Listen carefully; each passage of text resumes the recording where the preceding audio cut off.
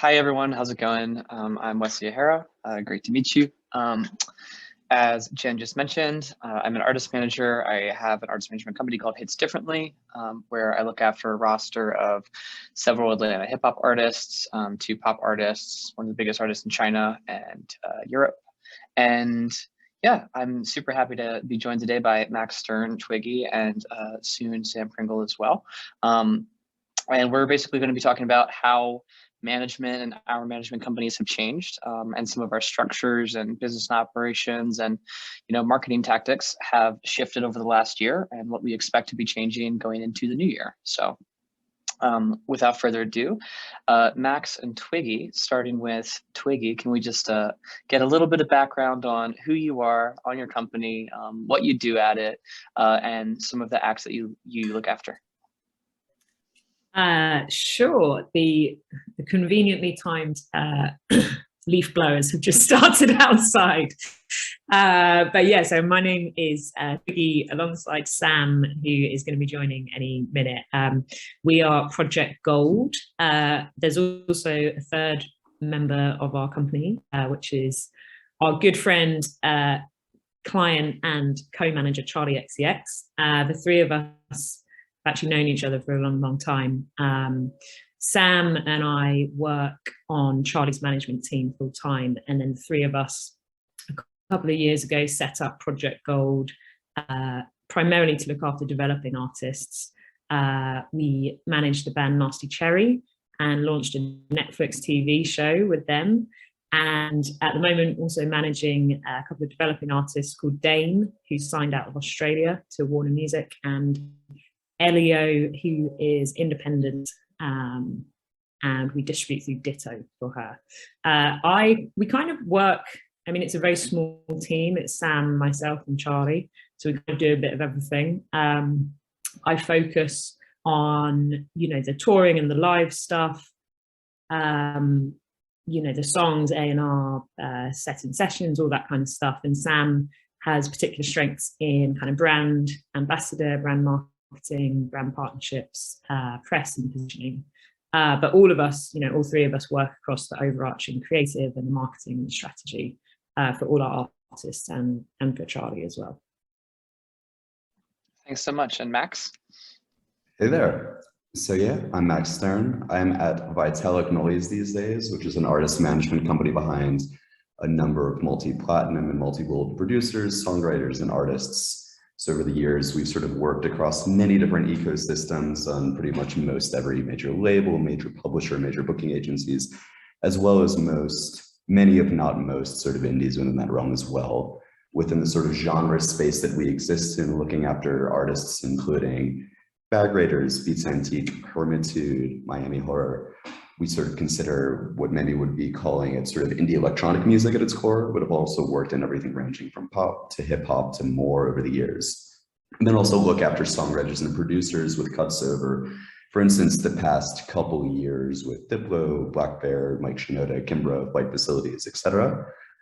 We also, me being based out of here in Mexico City, have a basis here in an office called Movida Musica, in which we help for pretty much a 360 music company for Anglo musicians from the States, from the EU, from Australia to expand into Latin America, helping through sort of a full service suite of DSP servicing, label services, a label itself in partnership with Sony down here, as well as touring and talent buying for local brands and venue entities. And then also I personally lead a few music tech projects, one of them including a company called Disco, which is a concert subscription service that it's a class pass for concerts that has been funded by companies including Snap and Y Combinator. Been on ice over the past year as per the state of the world, which I realize that we're going to be talking about in a moment, as well as another few ventures, one of that I'm fundraising for that's on sort of in stealth right now, I guess you would say. But yeah, that's me in a nutshell. Cool. Thanks very much. I think let's just kind of go in order of things that make us the most money, hopefully, and maybe I've been the most changed in the last year, and start out with touring. So really quick, how have you guys been handling live this year so far? Obviously 2020, we did a lot of live streams, and some people liked them, some people didn't. 2021, things are opening up. Some parts of the world are more receptive, some travel is more functional. And what are we looking at for 2022, and what are we kind of expecting? And Max, let's kick off with you. Yeah, I find that in the US these days, the situation to be sort of fascinating, and that there is this just huge rush to get everything out of the door immediately in, I guess, about June of this year, and that everything that went on sale sort of across the board sold out. It was incredible. It was spectacular. Everything was really, really good and positive.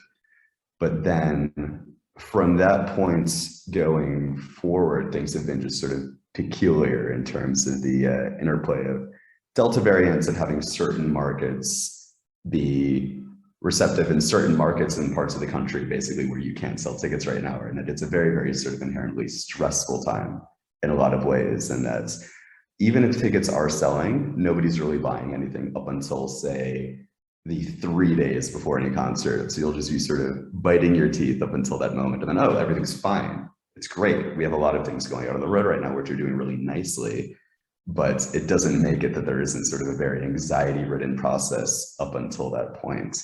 And yeah, and I think in a certain way, in a sort of peculiarity. So for instance, where I'm based physically these days in Mexico, having their sort of rollout of public events be a little bit later, when there was already sort of in the press cycle things pertaining to Delta variants, to other variants, that there isn't this sort of start and stop of things coming back on board, that if in a way it actually might be sort of healthy, that people are like, well, we have to get out, we're going to go do things, without it having a sort of inherent reticence as pertains to whatever sort of current sort of new things that are coming to light that people are just learning about at that moment in time and reacting to. So as far as next year goes, are you booking and rebooking everything, or are things still getting canceled and just getting pushed, or what's the situation kind of like in your view? The only things that are being rebooked right now for me are in Australia for the most part. So we have a few festivals in Latin America which are still being rebooked, but everything from the States, no. I don't have anything that was sort of pre-June 2021 that still is yet to happen, except for like festivals that have been pushed back like years at a time. But in terms of hard ticket dates, it's still pretty, yeah, things are going forward. And that most of my touring load is in the US personally, and then Australia just still isn't happening for the most part. There's an imminence at least, but it's not totally there. And then yeah, for European tours, I don't personally have anything that was slated over the period of time, thankfully. So I don't have that sort of, I'm not doing that juggling game for the moment, at least. Twiggy, how's it going for you and your roster? Like hard tickets, festivals, what's changing, what's next year, so on? Yeah, I mean, picking up on Max's point about Australia, so Dane, who we look after, is based in Melbourne. She sold out, she only started putting music out a year ago. We put on her first couple of shows in Melbourne and Sydney. It blew out, sold out, 250, 300 tickets, but we are on our 5th postponement of those shows. I think we keep having to push them back because Melbourne, I think, is currently the most locked down city in the world. Sydney is also, they're coming out of lockdown, but you can't travel interstate. So yeah, poor old Dane has had her first headline sold out shows postponed 5 times this year, which is pretty disheartening. We've kind of just put a pause on rescheduling it until this whole thing is over for her. But no, it's interesting what you're saying about touring making the most money, because I think that is, it really depends on the level of production, like what kind of show, how you tour it. I mean, Charlie has been touring for years, but she loves to put, a lot of production and thought and creativity into her shows. So maybe they don't always make the most money. But I think one of the things, we obviously did a lot of live streams in 2020 and 2021. And that, as an artist of Charlie's stature, she was able to weather the last, couple of years fairly well on the touring side. We switched to live streaming pretty successfully, and she was able to keep the metaphorical lights on. For Dane and Elio, who are much more developing, they're yet to play a live show, which is quite strange because it is such a bread and butter of what we do. But with Elio, for example, you know, she's signed to CAA, she's got an agency, and we're slowly building, you know, a strategy for what her first live shows will be. But I think, yeah, it's kind of, it definitely has changed. I think the live streaming took over. With Dane, we did kind of YouTube live streams of a club night that she hosts called Nocturne, which was really exciting, and she curates the lineup and stuff, and that happens once every month. But yeah, I think, you know, it's different strategy for different artists. With Elio, you know, she's about to play her first live shows in November. There's a couple of support slots, but we're trying to really build her hard ticket sales from day one. So we're kind of looking to January time for her first, you know, marquee cities in North America and Canada. Just because we've done the support game over the years, and it, particularly with her being an independent artist, it's just not financially viable. So yeah, looking to January for the first kind of marquee city shows for her. And then for Charlie, we are planning a big tour starting kind of March next year. Global, all around the UK, Europe, North America. So I think, you know, to summarize, for Charlie's touring, it kind of, you know, she was fortunate enough that it wasn't too affected, and we could pivot very easily to doing quite high level live streams and VR type streams. For the independent artists, it was really difficult, and it was painful, and it still is a little bit painful, particularly in Australia. But we're remaining hopeful. You've got to be hopeful. And it is definitely all coming back, and we are starting to book again. So looking forward to live shows.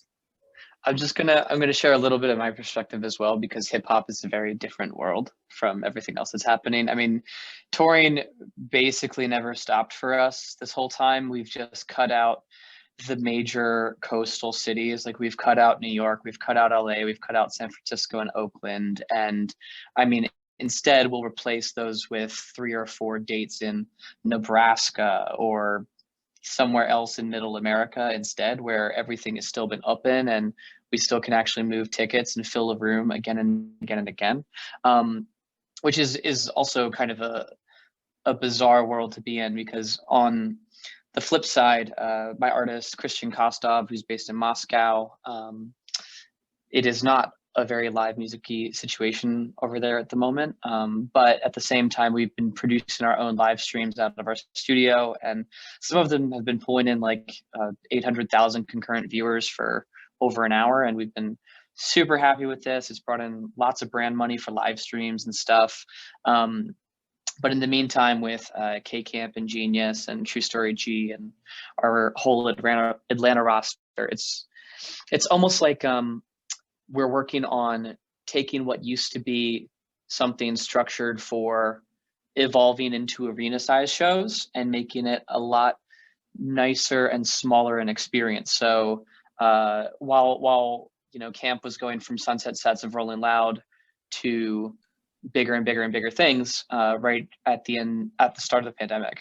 Now we're doing large theaters with a drum kit and a keyboard instead of just a DJ, and it's a very different approach for how we've toured our hip hop artists historically. But I think it's also something that the fans are absolutely loving, and we're doing it relatively intelligibly and safely, I think.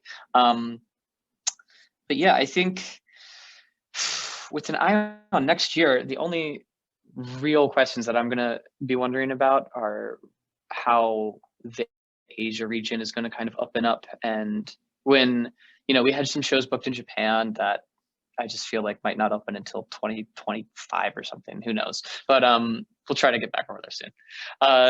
Let's move on a little bit just toward kind of how marketing has changed. So obviously a lot of digital stuff been going on, and we've all done things with NFTs. So I think we have to talk about NFTs for a hot second. Twiggy, do you want to start with what you guys have been doing, what you think of the space, happy, not happy, what you'd like to see change, and so on? I feel like we could be about to jump down the rabbit hole. It's only 9:15 in LA. Yeah, okay, so I personally am yet to purchase or own an NFT, but I'm very I have some crypto assets. It's unavoidable these days, but we have tried some NFTs. I think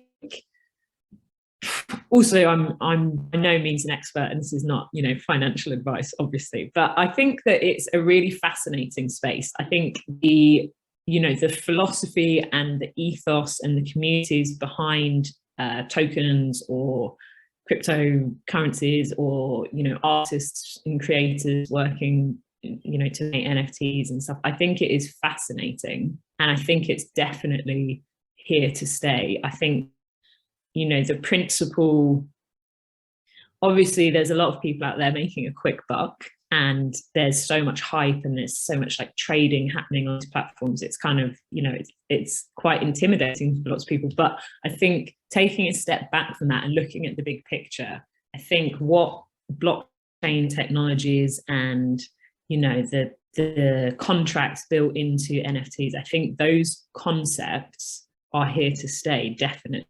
I think it's about, it's a little bit punk and anarchist. It's about new ways of thinking. It's about new communities. It's about new ways of financing governance. And I think all those things on a big picture scale, whether you're sitting there trading stellar lumens or buying the latest crypto punk, those things, do what you want with your own time and your own money. But I think on a big picture, concepts of community, governance, finance, ownership are all very, very applicable to the music industry and rights owners and how money is divvied up and who owns what, and all those things I think in the big picture long term are going to be here to stay. And I think it's a really fascinating technology and community around NFTs and Ethereum based stuff. I think particularly it's kind of like it is like a fanatical culture around these creatives and artists making particularly NFTs, and it's crazy.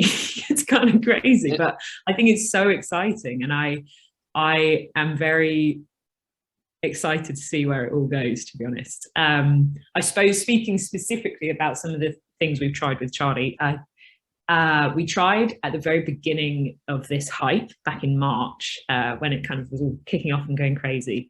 We put out an NFT with Foundation, who were brilliant, super thoughtful and super kind of sensitive and responsive to everything that's happening. And it was in line with a track that Charlie was releasing with the 1975 and No Rome. So we put out a couple of NFTs on Foundation and obviously tried to build in a charitable element, because obviously for the artists involved that was really important. And we also tried with Nifty Gateway. We did one of the Pride collections for Nifty Pride, and there was Charlie, there was Troye Sivan, there was Pablo Vittar, and yeah, there's varying degrees of success. I think back in March we thought maybe we might all become overnight billionaires. Obviously that didn't quite happen, but that's not what's meant to happen. I think the concept behind it and where the space is going to get to this is just personally, once the hype and the mania has kind of subsided, I think where the space is going to get to and how people create and distribute and own and finance, I think is really positive for the entertainment industry. And yeah, I'm excited to watch it all play out, to be honest. Oh, I've got some strong opinions on NFTs. I noticed Sam has joined us. Sam, welcome. Hooray. Sam, really quick, can you just give us a quick couple seconds on yourself? Twiggy's already introduced Project Gold, and just kind of what your role is at the company, any areas of expertise that you really specialize in, and yeah, and then I guess we'll pass NFTs to you for a hot sec, because yeah. Are you able to unmute? Can I? Boop. Hi, Gotcha. everyone. Apologies for being late. Fortunately, you're with my better half, my business partner in crime. This is somewhat of an occupational hazard. We were supposed to be at a shoot a bit early this morning and the artist was running late. We love artists, but we are often running late. So apologies. My role with Project Gold is to kind of help assist all our artists kind of fulfill their goals and ambitions and work alongside Twiggy to help them achieve those goals. I think I tend to specialize in brand partnerships, like overarching strategy, and maybe some of the slightly more vacuous parts of our industry. Twiggy has much better taste and is happier kind of on the ground running our touring business. But yeah, I suppose speaking to the NFT side, I think Twiggy probably was speaking a lot more eloquently than I was. I think I was definitely in the camp of hoping to become overnight millionaires, which didn't happen. I think we did okay, but we certainly didn't kind of. I think we were doing it right after Grimes did her drop for, I think she sold her collection for $6 million. So I think I had a couple of Porsches that I wanted to buy. There was definitely retirement on the cards. It was all looking very good, especially off the back of 2021 and 2020. So yeah, it was all feeling good. But no, I think I don't know what you guys have covered already, and I can just all I just want to say apologize for being late. Twiggy was the start of NFT Convo. So basically, yeah, we've gone through just a little bit of the drops that you guys have worked on, I believe, and but yeah, if you want to expand on it, feel free to. If not, I think Max and I have some strong opinions anyway. So whatever you prefer. I do have some pretty strong opinions, but they're not particularly positive, I have to say. Give them to us. Mine are also not positive. So. Well, I mean, I suppose I personally am not particularly invested into the crypto space, and I know that there are a lot of people who are, and people who can speak very eloquently. And I don't want to sound like, you know, my father. I think it sounds like I'm aging horrifically, but I do feel like this is a market that is based on speculation and on the idea that as long as we all keep talking positively about it, then we can all make money. Do I personally believe in the value of a lot of the art that is being created? No, but I know there are a lot of people who do. And look, I really don't want to be overly negative on it, because it's not something that I am particularly passionate about, and therefore I haven't invested a lot of time and energy into researching. I know Twiggy actually is interested and has put the thought into it. So yeah, I'm interested to hear what you guys think, because there's obviously quite a heated discussion in our office as to how much energy we put into the space. So yeah, very keen to hear what others are saying, and yeah, please let me know your thoughts. Max, you want to go? Yeah, I think I have a sort of similar thesis to Twiggy in quite a few ways, and that I'm excited for the sort of long tail of how blockchain will become implemented into the music space from a rights perspective, from sort of solving a lot of problems, as well as, I mean, I love this sort of concept of being able to just sort of have widely availability for people to just become art patrons, basically. I think it's really fascinating, and I think it's really healthy for this space. But I will say also along the lines of maybe what Sam was saying, that I think maybe 99% of applications in the NFT space these days are somewhat artistically lazy, if you will, and that just throwing up a GIF on whichever marketplace with a audio loop behind it is something that is probably more opportunistic than something that is actually what is trying to push culture forward for the sake of pushing culture forward. And that I think that the only situations in which I personally have really been that interested in working on anything that is an NFT or anything that's adjacent to that space is something that is using the technology in a way that's having a really sort of wonky means of interaction with the fan base. It's not just like, oh, this is something that already could have an iteration in a way more efficient way through a different digital mean or even an IRL mean, but just thrown up on a marketplace and saying, oh, this is a digital token now on the blockchain. You should buy more money. You should buy for more money than otherwise. I think something that can only uniquely be accomplished through this technology is what's really fascinating. One example is a sale that I did with Beats Antique, one of the artists that I manage, with Async Art, and that it was one of the first iterations of a site that they have called Async Music, in which what we had It's a little bit convoluted to explain in just a few words, but basically it's a means of fractional owners of a musical composition to actually own, say, the melody line or the bass line or the overall composition, and then based off of their fractional ownership, can then actually switch out stems. And that I find that sort of interactivity between the artist and the consumer in a way that is very specific to the tokenized ownership of one of these layers to be really fascinating in a way that can't be accomplished off of the blockchain in quite the same way and as efficient as a way. But I think that's sort of a few and far between type of example of the way that this new technology is being used as pertains to art and music. Yeah, I think my views on NFTs, and I've done some of those opportunistic gifts on a marketplace drop with hundreds of thousands of dollars made in a day. So we've been pretty happy with that. But I'm just going to run through what I've worked on really quickly. So for my one artist, K Camp, who has that song that was very large on TikTok called the Renegade Dance Lottery, we did the first music drop on crypto.com a couple days before Snoop did his Snoop Dogecoin drop. And we just dropped lottery tickets because I thought it was hilarious. And throughout the span of the year, we have been giving away everything from unlimited tacos for life in a strip club to Tyson versus Logan Paul fight tickets to tour stuff to, yeah, I mean, we basically made a $10 price point for a mass market NFT, and then also a very high price point of $2,500 for gifts with music behind it, that all have varying ranges of prizes, everything from Teslas to, t-shirts. And I really looked at that.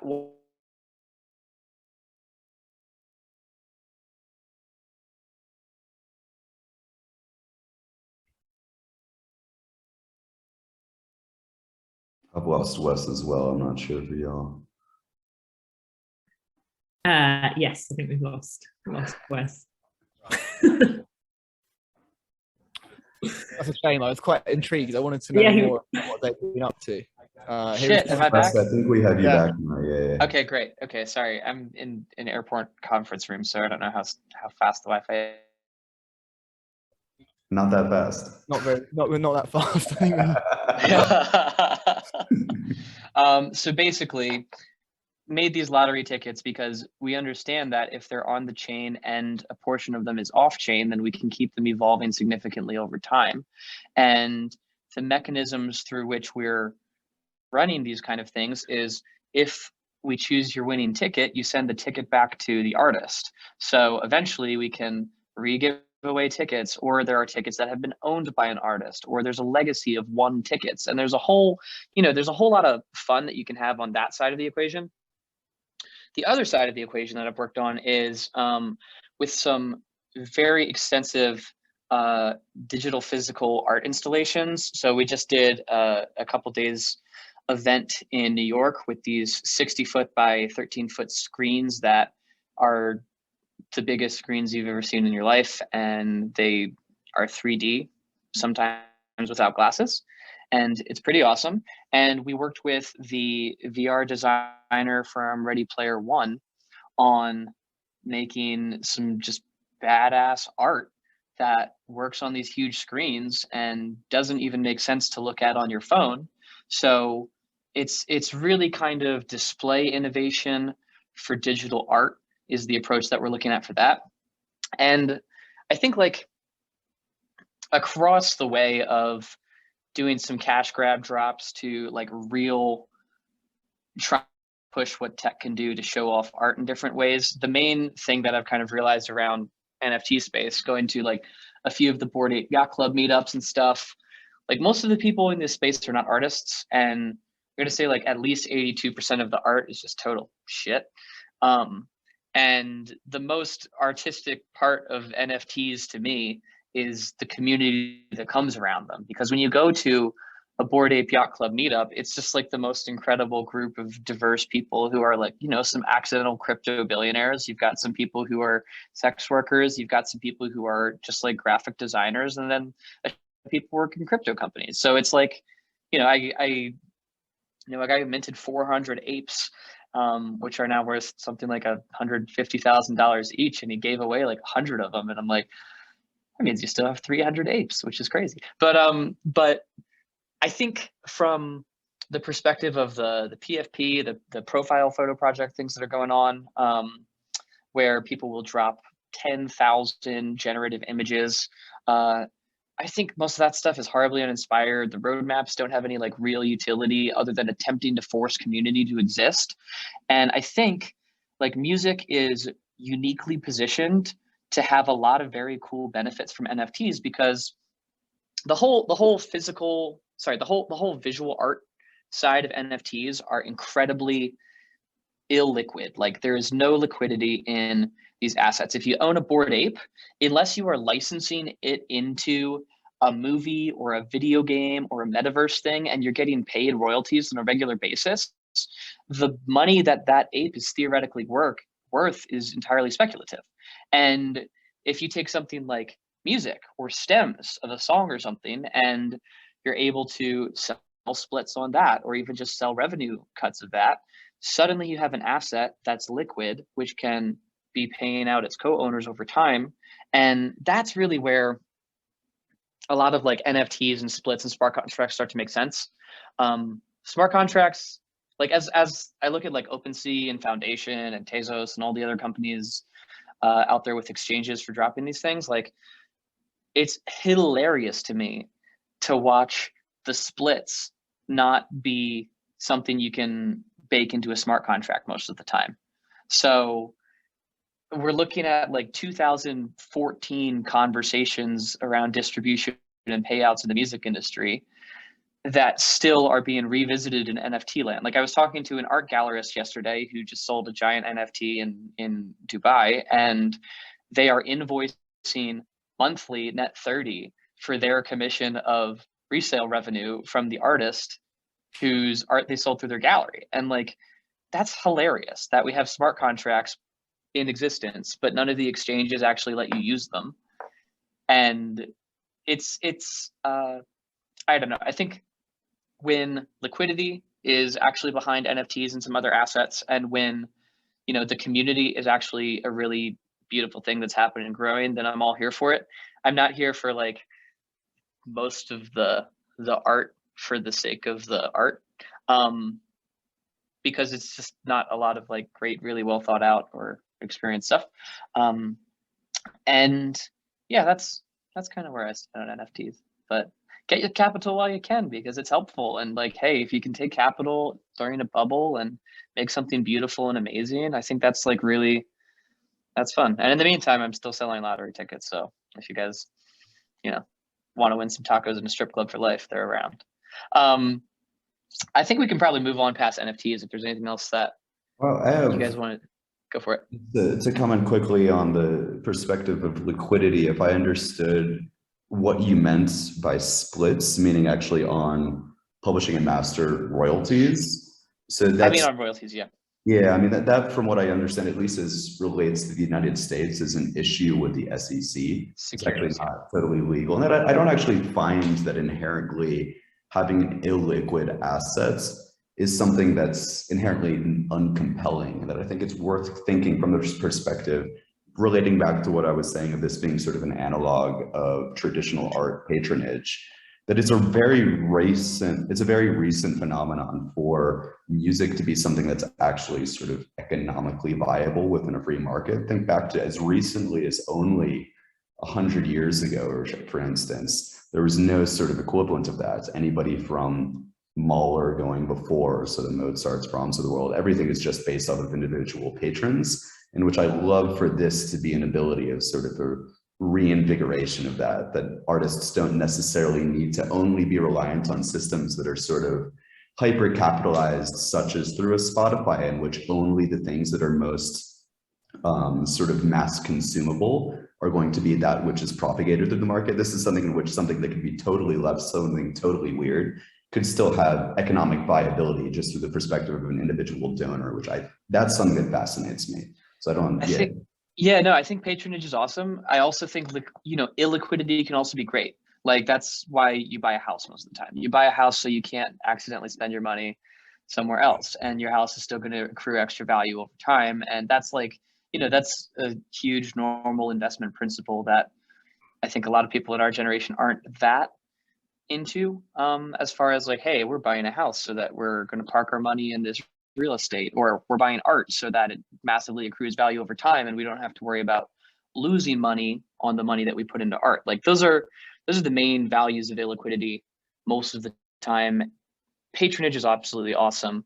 I just don't think most of the PFP, like 10,000 editions kind of drops are being supported for the reasons of patronage. I think they're usually being supported for Ponzi, just like massive pyramid scheme.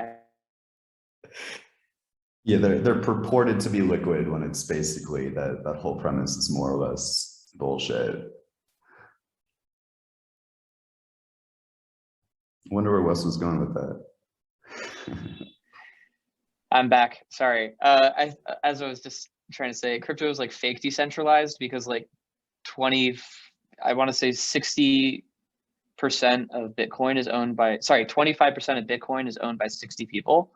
And they're not necessarily the people that you'd want to be like doing business with either. And I think like when there's real decentralized shit going on, and I don't know, there's a lot of potential in the space. I don't want to say there's not, but I think most of it is not being done for like solid investment reasons other than kind of like Ponzi and hype up activities or things like that. We just spent 20 minutes on NFTs. Let's talk about something else.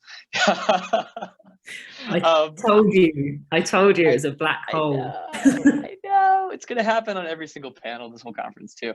I mean, TikTok just basically canceled a bunch of their NFT drops too. And they were talking about like eight figure offers on the Lil Nas X NFTs last week. And now he's pulled as of like today. So who knows what that means, but moving right along, are there any, we talked about live streams, we talked about NFTs.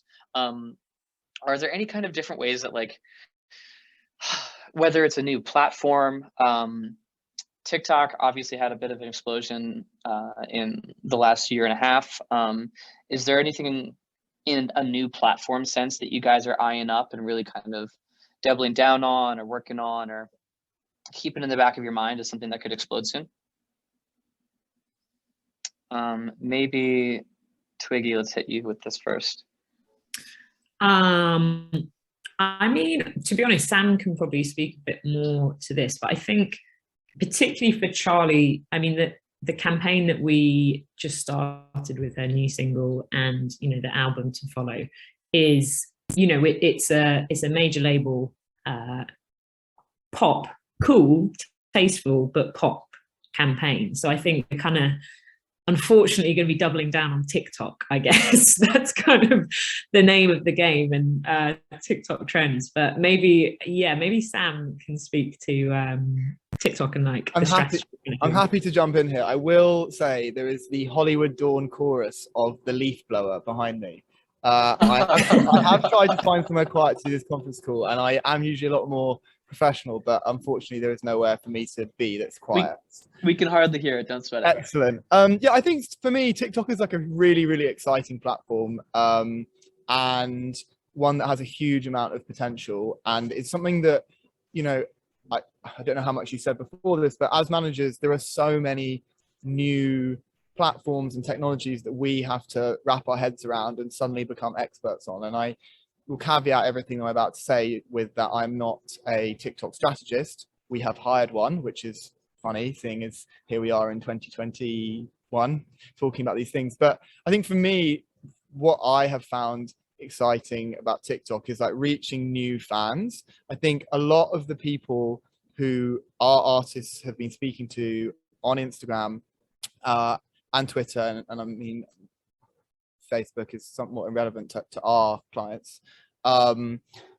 Those people have been there for a while, and whilst there is like a small amount of growth on those platforms, on TikTok there has been like an explosion in growth for all of our artists, and those fans are people who are either finding these artists for the first times or like rediscovering them. And for me, it's really great to see someone on TikTok being like, oh my God, that's that girl who did the Boom Clap song, or oh my God, that's that girl who did Fancy. Like, this is what she looks like now. It's like, yeah, this is great. I mean, we don't want to be speaking to the same people, and we need to be like reaching new people, whether it's via TikTok or via releasing new music. And I think different artists, artists don't get into music because they want to be social media experts or influencers. So for some people, this is really great. Like for Charlie, she is annoyingly good at most things, and she was able to kind of throw herself into this and has really been thriving. And I think clocked up, 1.5 million followers in about 7 or 8 weeks, which was really, really exciting.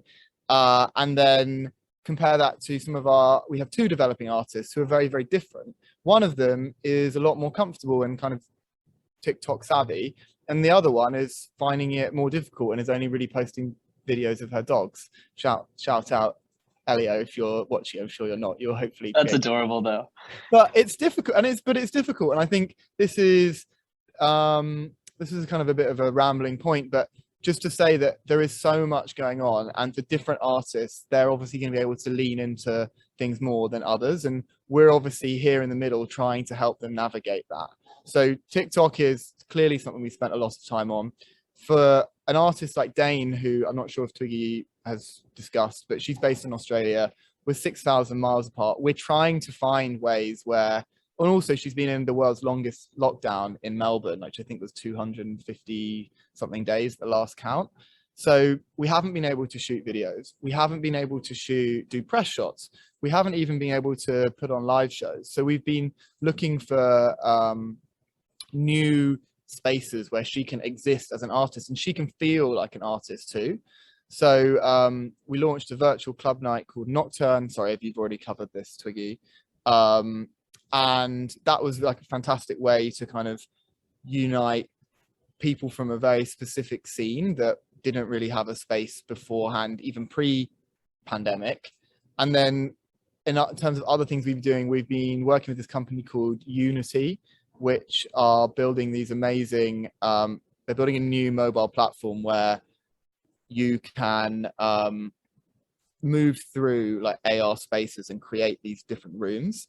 And for Dane, she's created this room, and which is set to her new single. And when people open the app, they're going to be able to like navigate through her room and, be where she is, and then hopefully reshare that. And I feel like, again, these are all small things that we're doing that are like slightly incremental, but we're just trying to work with what we have in with Dane specifically.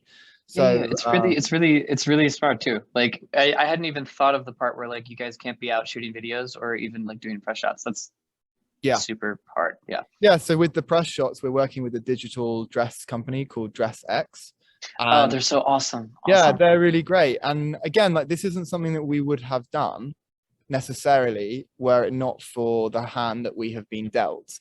And these are all things that are happening for the first time. So we're just trying to work with interesting, young, predominantly creatives who can kind of complement what our artists are doing. And sometimes it works, sometimes only a few people see it, and other times it's been really great. And I think we just can't pretend to be experts on anything that we're doing, but just going into it with like a really positive mindset and trying to be smart with the decisions that we make and the way that we allocate resources. Because I think that's another thing for developing artists, that there aren't limitless funds to do these things. So one of the benefits of doing things in the digital space is that it can be slightly more cost effective depending on what you try to do. Obviously you can like pair things up or scale things up or scale them down. With it's funny, one of my artists, Christian Kostov, we, in lieu of being able to shoot a lot of music videos, we hit up Crunchyroll, which is an animation platform. It's like Netflix for anime.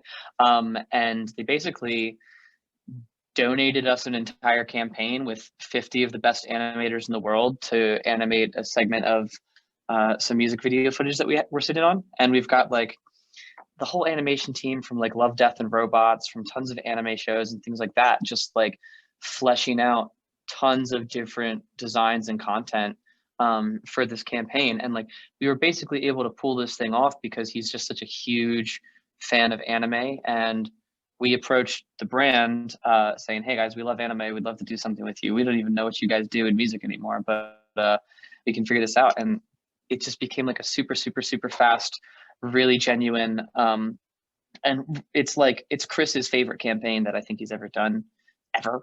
I did want to say something about TikTok really quickly, because it's a very polarizing platform as far as who wants to be active on it. Like with K-Camp, we had the biggest song on TikTok ever for like 8 months straight until what's that called? Siren Beat popped out. And when Renegade was crushing TikTok for months and months and months, Camp still didn't even have an Instagram profile.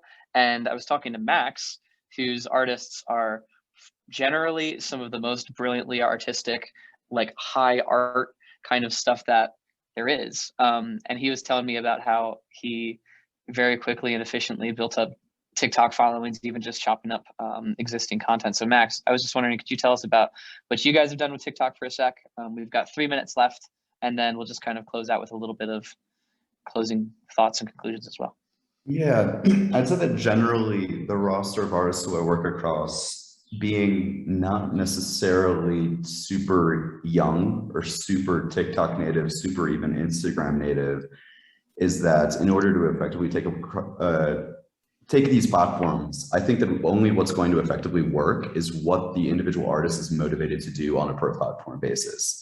If you come up with a strategy and they just can't stand it, it's going to last for 1 week and then it's not going to sustain itself. So I think in that sort of circumstance, it's much more efficient to just find a way to be generating this content in-house, whether it's, as Wes was saying, just sort of taking old content and throwing it up in a way that's compelling in order to garner that audience, hiring out somebody that's just using your pre-existing content, and that you're really just going to be banging your head against a wall, I think.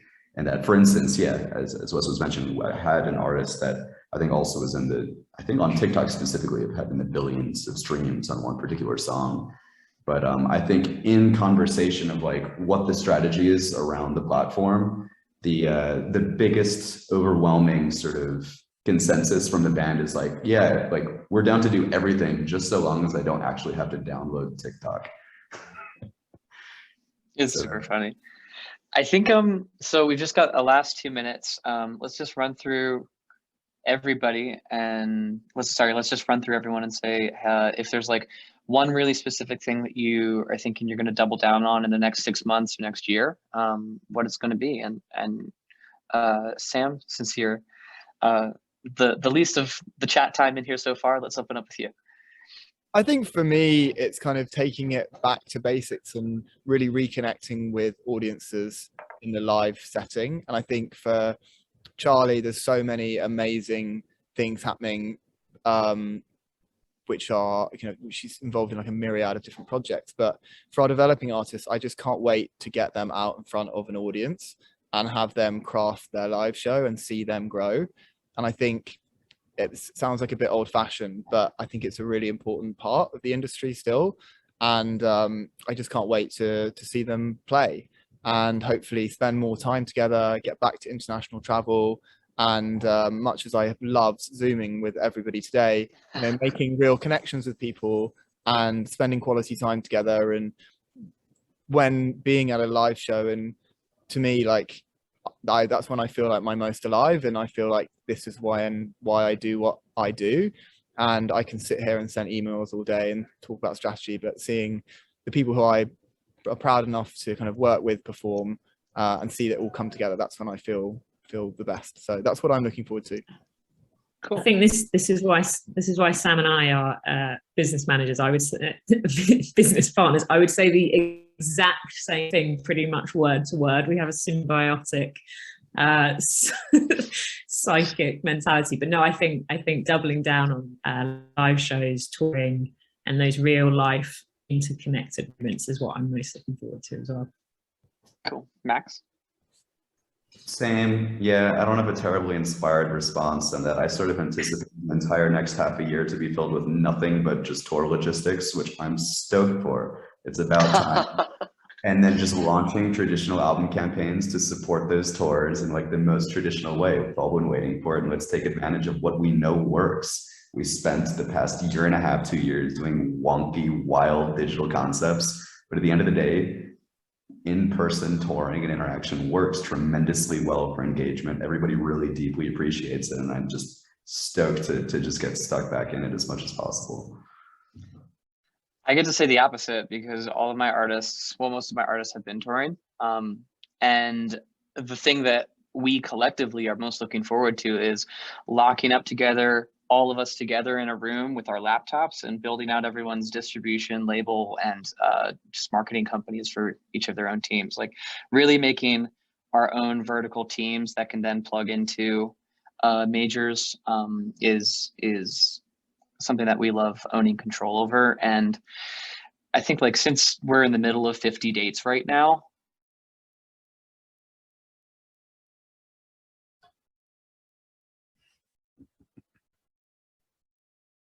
I think we've lost Wesley. Absolutely. Well, it's good to know that us three are on the same page. Oh, absolutely. damn it. Sorry, I was just saying it's right back to laptops for us because we're right going into the end of 50 shows and we want to build digital better. So here we are, some diversity. But thanks everyone so much. This is a great panel. I think we have to wrap it up now. Yeah, Go ahead. this was really a really great and engaging panel. I really enjoyed listening to it, and I know that we have a handful of our showcasing artists that are watching right now. I can see their names, so that's awesome. And we are very happy to have a live showcase in real life showcase tonight at Barry Electric. And if you're able to catch the live stream, we're starting at 7 p.m. Eastern. For those of you who are looking to pop over to some of the other panels, I'm going to put the portal URL in the chat. And up next is the Sound Exchange Influencer Sound Off and Performance. We also have a Sound Exchange Innovation Lab coming up. So we look forward to seeing you all in other panels, and enjoy. And we will be getting back to in real life and in real person. So thank you all. Thank you very much. Thank you guys. Have a lovely day. Bye. Thank you, everyone.